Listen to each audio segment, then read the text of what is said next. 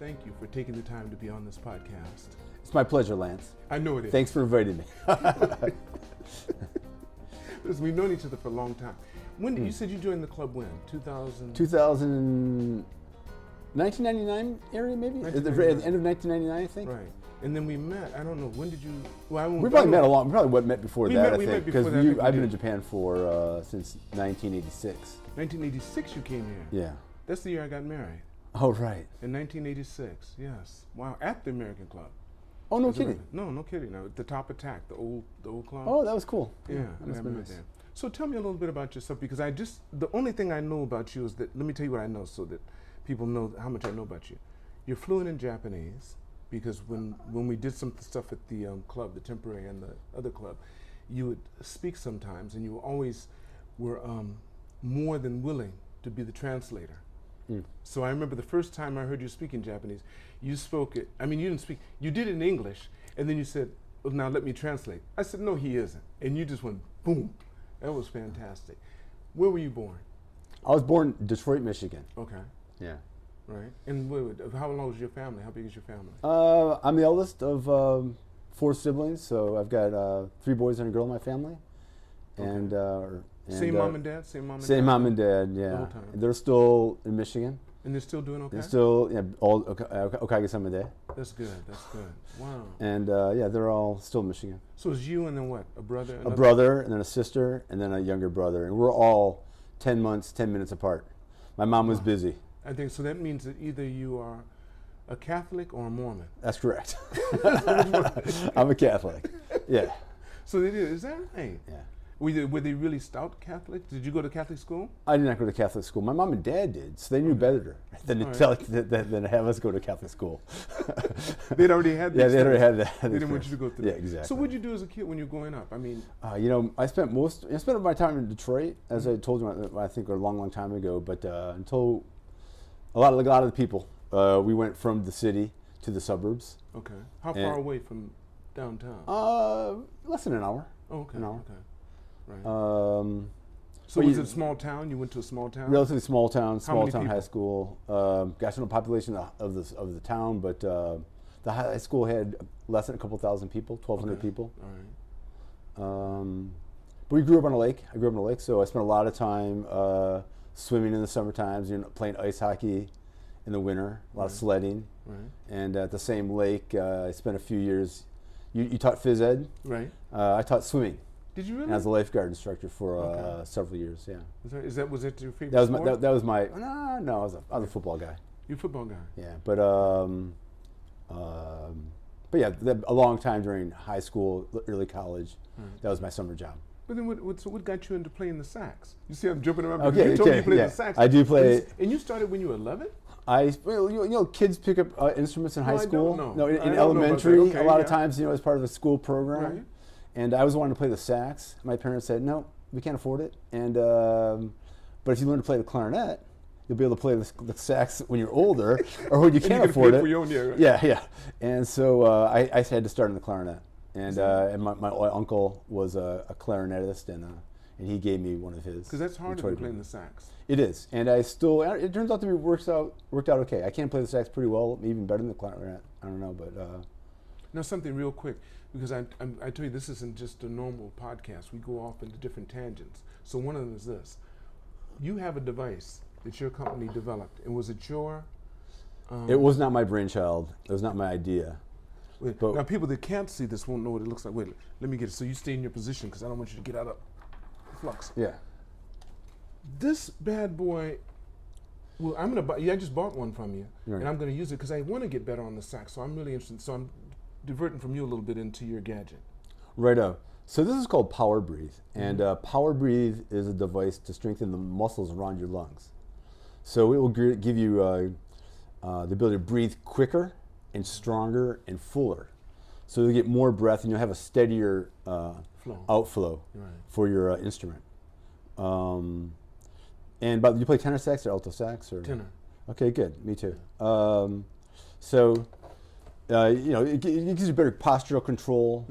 It'll help your breathing. Just breathe. A big part of sax is breathing, obviously. That's all it is.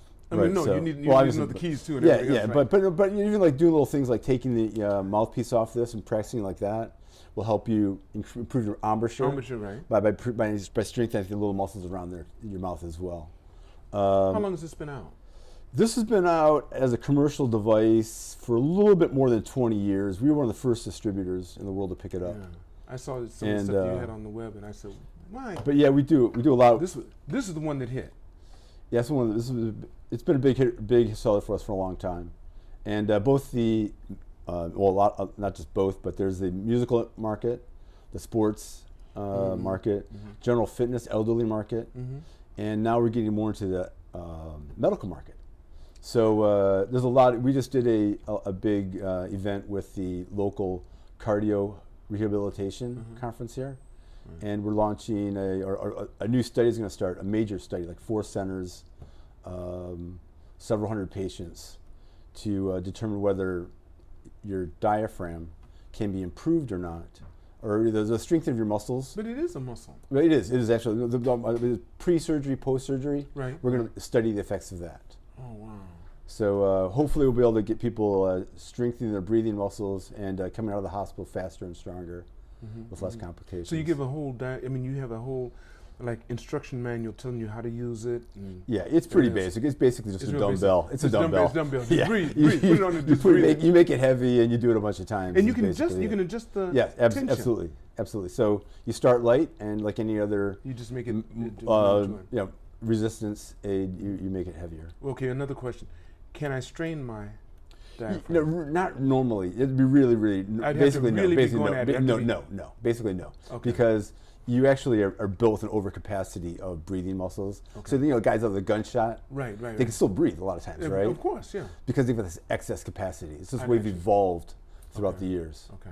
So because you've got this excess capacity to make these muscles stronger, also, you really do need a specific trainer that provides a load right to this area to make it stronger. Wow. Because when I came in your office today, you were on this, and I said, "See, I thought you were doing one of those cigarette." Yeah, cigarette or like an inhaler. Inhaler for like an asthma kind of thing. I said, "What's he doing? No. He's got asthma." No, but I knew about this. This is fantastic. So, staying around this, what got you into start doing? Because I know you've had lots of other products, and I think you probably still do. I don't know. Do you have a lot of? Yep, products? Absolutely. So I got into this product for a couple different reasons. One, my grandfather died of emphysema. Okay. So I was kind of curious about breathing. That brought breathing problems. It turns out that shortly before I left for a medical device conference where I found this device, there's an article about Japanese children, I think, and the rates of asthma going up at the time. Because they're not getting that, Yeah. So this caught my eye, and I just happened to be one of the early products we took on. I got you. But before that, the company entry Japan, ear, nose, throat, ENT, ear, nose, throat, Japan, we decided to focus on breathing and hearing products, and not just be specifically ENT, ear, nose, throat oriented. It was more of a functional, breathing and hearing as opposed to just this part of the geography of the body. Right. Yeah. Wow. You went to, out of high school, you went to school? Went to the University of Michigan. Was it all Catholic? No, I didn't. I went to public schools. Oh, you told me you didn't go. That's right. Went to public schools, went to the University of Michigan, and then after graduating from Michigan, shortly I came Studying what? What was your major? Well, I called it global finance. Okay. It's my own thing, right? That's why you're good. That's right. You're Yeah, so I did my, I called my old major global finance. It was basically just econ and finance classes. Okay. Yeah. So what got you interested in Japan? When did you first start having interest in coming here? I was interested in Southeast Asia. And my professor said, dude, if you want to be in finance, there's nothing in Southeast Asia. And I was also interested in Latin America. No. Nobody's lending to This is the Latin American debt crisis period. Right. This is not a career. And so I started thinking a little more differently. And then, if it can't be Latin America, it's got to be Southeast Asia. It's not Southeast Asia. Then perhaps, regional financial hub like Hong Kong, Singapore, which are my first 2 choices. My third choice is Tokyo. Wait, when you went to college, did you have a job right away? I got an internship. Okay. To a Japanese bank. Right out of college. Right out of college. Okay. And how long were you there before you? I was there for 3 years. 3 years. And then then you had the opportunity to leave. Yeah, I left and I joined the Citibank. I went to Citibank for a few years, but I spent the first 2 of those years in New York, then where I lived as an expat. Thank you, Citibank. Okay. And what was your job with Citibank? What did you do? I was a financial analyst in the beginning, and I did some kind of chief of staff type work and did you like it? swing M&A. Yeah. So I was supposed to be part of this merchant banking M&A group, but like a lot of things at Citibank, you know, This don't turn out to be what they're supposed to be. Exactly. Right. Yeah. The job evolved really quickly.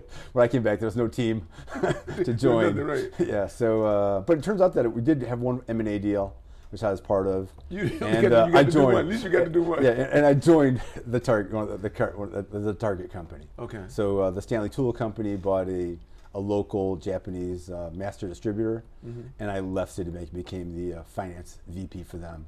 Oh, really? And the representative director for them. Right. After working on that deal. Yeah. They said, they trusted me. We like you. Yeah, we like you. Okay. Oh, yeah. Would you be interested in coming to Japan? So that was. So we just joined our company. I was already joined in our Japan. company in '86. No, this would have been in '89. No, this is '91. This is like '91 or so. But you said you came to Japan in '86. I came in '86. I went to New York for a couple of years. What would you come here for in '86? The Japanese job, the Japanese bank. Okay, So I came in 1986. I came and worked for a Japanese bank for a few years. Okay. Joined Citibank. Went to New York for a couple of years. Came back to Japan for a couple of years. Right. And then joined the Japanese Target acquisition Target in 91, Yokohama. 91 or something. Yeah, 91 or so. Right. Where'd you pick up your Japanese? While working at the Japanese bank. Oh, really? Yeah. You didn't speak any up until then? Not really. No. You were going to Southeast Asia. You were. Yeah. Yeah. I didn't have the language. Did you have any other languages? I studied a little French in high school. Yeah. Okay. But you had no Asian languages. No. My as a matter of fact, I tried to study Japanese before I came over, and my Japanese teacher said, "Yeah, you've got a speech impediment. You better leave my class." Really? Yeah. So there's no way you'll be able to. Yeah. You're not cut out for this. So. That was my introduction to Japanese language. My Japanese teacher. But what kept you? Because you were working with the company, so that's what kept your interest. You're right, and once you come here, I was just motivated to learn the language. So how long do you think it took you before you started doing what you did with the club when you translate what you've already said in English? That took me a long time. How long is a long time? But for certainly 3 years or so, I think if you're focused, you get really good. So did you stay away from foreigners? Because that's I did. I stayed away from foreigners quite a bit. Yeah. Well, you've been doing that recently too.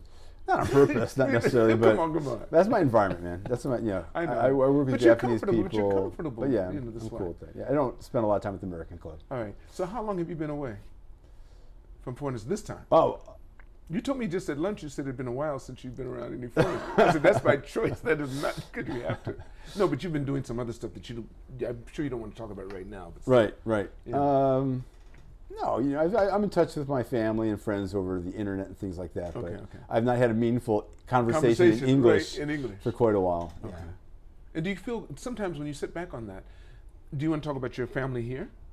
Oh, we can. Okay. But I don't really feel funky about that anymore. No, it doesn't feel unnatural to me to be unnatural? To be only around Japanese people. It used to feel unnatural? Not really. But what do you mean? It doesn't feel that way. It never really felt that way to me. I don't feel like I need to have foreigners around me. Right. I don't think what I know of you, the time when I met you, you had very much adapted to this country. That's what I think was some of the appeal that I have from you. You had your funky, your aura, or I guess is that the way you say funky in English? Yeah. Your aura, whatever, radiated different than other foreigners, which gave me the belief that we can get along.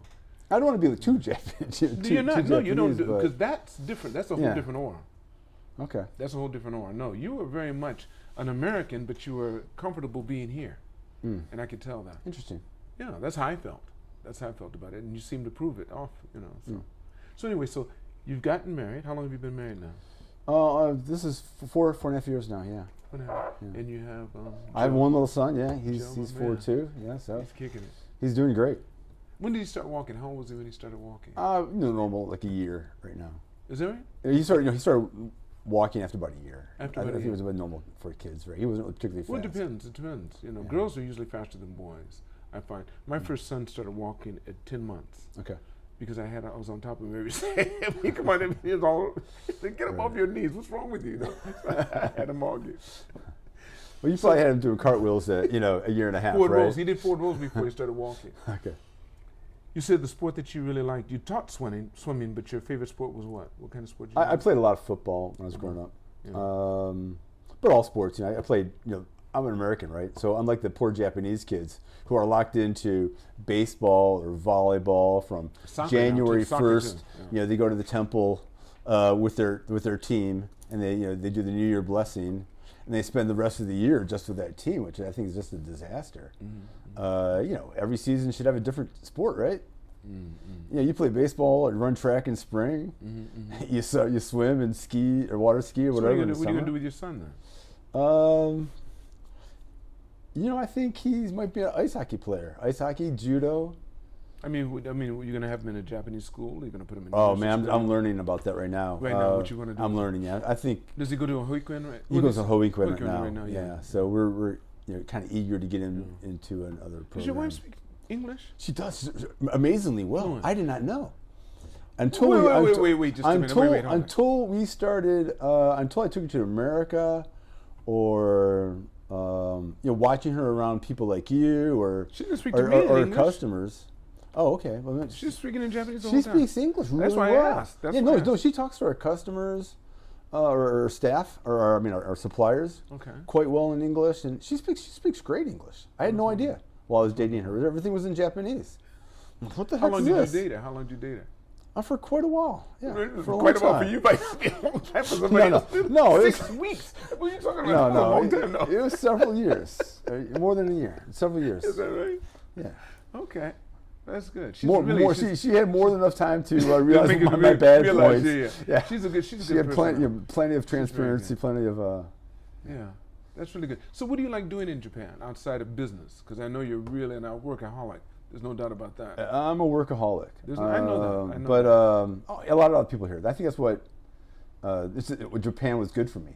Because it kind of suited, Yeah, you didn't that. stand You know, out. You didn't go to stand out by doing the that. you go to the salt mine, you crank it out all day long, you know, and that mentality suited me. Yeah.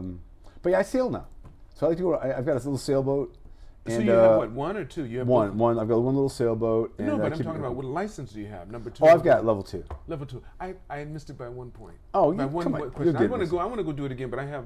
Yeah. I have just one. And I'm trying to learn how to sail, and I putz Yeah. around the boat a little bit. But you did that when you were younger, didn't you? On the Well, lake. we, yeah? we water skied, we canoed. but you didn't really we sail. didn't really like big Sail. water sailing. Right, no, right. no. Yeah. So you're learning now. I'm learning now. So where do you go? Bozo? Well, I've got the boats at Yokohama, Okay. and Well, Yeah. how many feet? How big? 25 feet. Okay. So that's nice. it's a small That's nice, little, yeah, you know, yeah. sleep 3-4 people. Right. It's plenty enough for me right now to learn That's on. right. That's right. Yeah, so I always, as soon as you go to the marina, oh, I wish I had that boat. I wish I had that boat. Kind of Right. a thing, you know. Oh, that guy is. But you know, face it, I never have enough time to take advantage of it. And but it's cute. It's So fun you to really, have. so you don't have any problem. You really do like to work. Yeah, I really enjoy working. That makes you feel good. So you feel. Yeah. So vacations for you sometimes piss you. I mean. I get the first You the get first 2 days. frustrated. I'm yeah. I'm looking So for. what- so what do you do? My vacation. I'm looking for new opportunities. I'm reading the paper, thinking about new opportunities. Oh, I should be doing that. But what's your goal in life? What do you have a goal or do you? I don't really have a goal. Maybe that's one of my problems. But So how many business? Wait, how many businesses since you stopped working for someone else? And when this did you? is how, is it. How long ago was it when you decided to go out on your own? How many years has it been since you went out on your own? Well, I probably decided to go out on my alone eventually when I was in high school. Eventually, So these were just stops. eventually, exactly. Your So whole I went to purpose- a few different, 3 or 4 years at every different company to pick on some new knowledge. See what they're doing, how I want they to do do it. this. I wanted to learn how to be a controller, finance background guy. I wanted to do some sales and marketing before I started my own company. So I switched companies from there, and then I started my own company. So I'd kind of gone, financial analyst or systems, computer systems, financial analyst, controller, accounting Mm-hmm. Legal, back office, and then marketing and sales, business development, and then I started my own company. Mm. Yeah. And so you think you've been doing that for more than half And, your and, life? and, well, no, this company is 21 years old right now. Yeah, so I've been doing this. Biggest chunk of my life is. But right before here. this, finally, I found somebody who'd give me a job. But before it wouldn't fire me. It wouldn't fire me. What were you doing before this? I was at Cochlear. Oh, so you did. So you really didn't have your own company until then. Yeah, yeah. So you're doing ear implants? That's ear implants. That's right. Wow. Yeah. Which has got me also into the ear, nose, and throat business. And there's a huge gap in the Japanese child's ability to acquire hearing and speech information as a deaf kid versus overseas. I think and I thought that I could see a gap there. You mean and what they have available? You mean right here in Japan? Okay. So actually, the School of Audiology doesn't really exist in Japan. So you've got ear, nose, and throat doctors that try to do everything, and you've got some speech therapists, but there's nobody really who focuses on hearing. And I saw that gap there, and I thought that maybe I could contribute. And how are you contributing to it? Well, by providing. You're going to show me that too? But wait, let me be sure one thing. Let me see where you are in the frame, because you moved back some. Yeah, that's what I thought. But you can stay there. Stay there. Stay there. I still got you. It's good. It's good. So which one is it? This one. This? Well. Don't change too much. You can go. Can you grab those products over there? Yeah. Okay. That big long one. This yeah, that one. Yeah, okay. Right.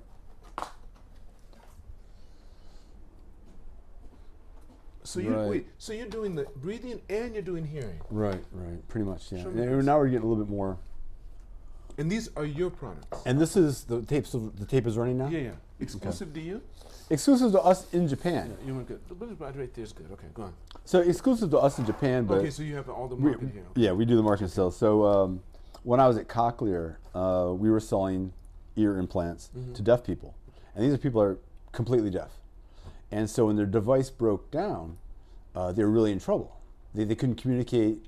They had gone deaf. They'd accustomed to some sort of hearing information, and then their device breaks, and it was really problematic for them. And so one of the first products I carried when I started this company was a product to overcome that. So this is a dryer, actually. So your hearing implant or your hearing aid wouldn't break down.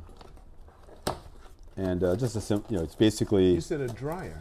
It's a hearing aid dryer, right? So hearing aids. Oh, so they won't break down. They will not break down, right? So hearing aids break down because the moisture gets in them, and the mics don't work as well as they should.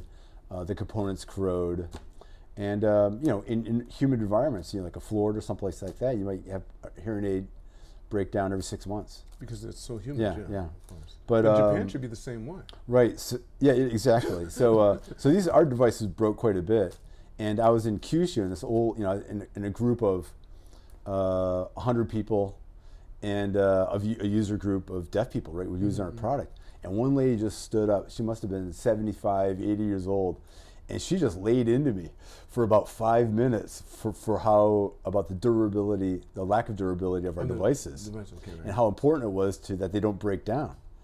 And I just took that to heart. And so a year and a half later, I was importing these things. And has it made a big difference? Yeah, I think so. At the time it did. It was really the only device that was like that. So now they have more things. Now there's a lot more things, but this is still the best. People know they can use a hairdryer too. They can just, but the thing is, they can. There are other competitors on the market, but this is by far still the best device. Okay. All right. If you can drop your hearing aid in the water, in a pool. Can it dry other stuff?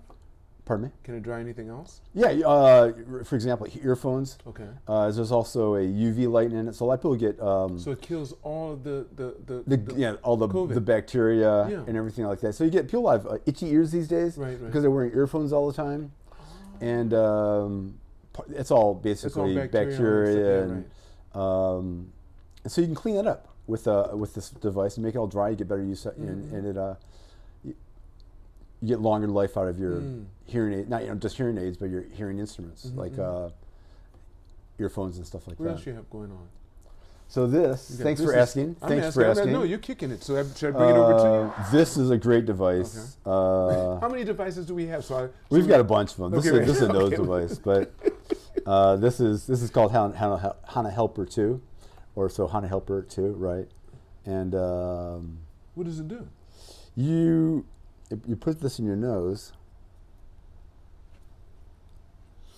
and it I see, in for addition to making your Halloween. nose red, it actually changes the way your nose reacts to allergens. So instead of, you have less production of histamine after a few days of using this device.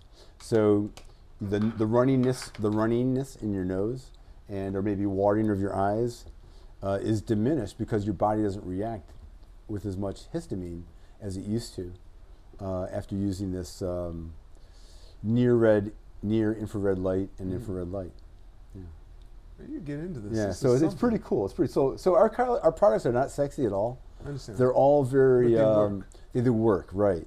So it's a big part of what we do is finding things that work. Yeah. And if it works, we'll figure out a way to sell it to somebody. Because in Japan, if it doesn't work, you know that Yeah. that woman jumped all over you. Right. If it's breaking in a second, you're responsible. That's one thing about being in this market.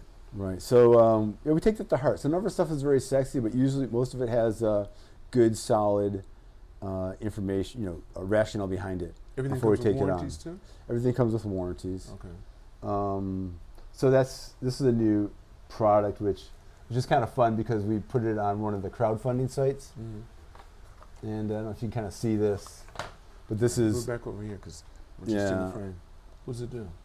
the women Face use helper? sheet masks, Right. right? So this, you put a mask on your face that has lots of emollients in it. It's expensive now. I mean, No, this is only $50.